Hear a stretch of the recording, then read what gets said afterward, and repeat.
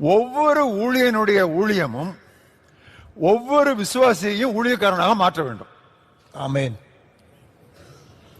The ministry of every minister must be to make every believer a minister.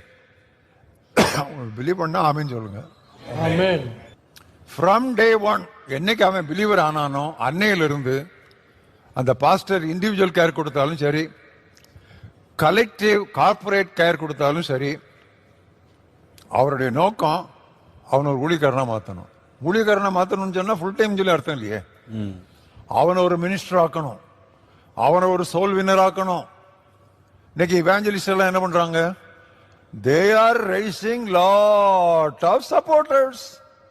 They are not raising soul winners. ஏராள ஆதரவாளர்களை திரட்டுகிறார்களே தவிர ஆத்துமாதாயர்களை உருவாக்கவில்லையே.